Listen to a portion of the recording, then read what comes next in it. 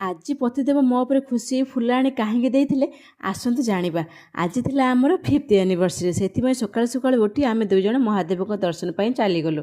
ସେଠି ମହାଦେବଙ୍କର ଆଳତି କଲୁ, ପୂଜା କଲୁ, ଆଉ ତାଙ୍କୁ ଆଶୀର୍ବାଦ ମାଗିଲୁ। ଯେମିତିକି 7 ଜନ୍ମରେ ଆମେ ଦୁଇ ଜଣଙ୍କୁ ସାଥୀ କରି ରଖିଥାଉ, ଆଉ ଜଣେ ଅନ୍ୟ ଜଣଙ୍କ ପ୍ରତି ଯେମିତି ଭଲ ପାଇବେ, ସମ୍ମାନ ସବୁବେଳେ ଏମିତି ରହିଥାଉ।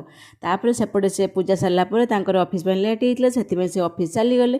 ତାପରେ ମୁଁ ଘରକୁ ଆସି ଯେଉଁ ସକାଳେ ବନେଇଥିଲି କ୍ଷୀରି, ମିକ୍ସ ଭେଜ୍ ରୁଟି ତାକୁ ଖାଇଥିଲି। ଆଉ ଏପଟେ ଦେଖନ୍ତୁ ମୋ ଝିଅର କ୍ରିଏଟିଭିଟି, ମୁଁ ତ ଦେଖି ବହୁତ ଖୁସି ହେଇଗଲି। ଆଉ ମୋର ଝିଅ ଏତେ କ୍ରିଏଟିଭିଟି ଏତେ ବଡ଼ ହେଇଗଲାଣି ମୁଁ ବି ଜାଣିପାରିନଥିଲି।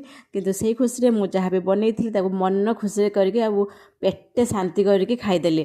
ଆଉ ସତରେ ଇଏ ବି ଲଞ୍ଚରେ ମୋତେ ଫୋନ୍ କରି କହିଥିଲେ ଯେ କ୍ଷୀରିଟା ନା ପୁରା ମନ୍ଦିର ଘାଣ୍ଟ ଭଳିଆ ହେଇଛି।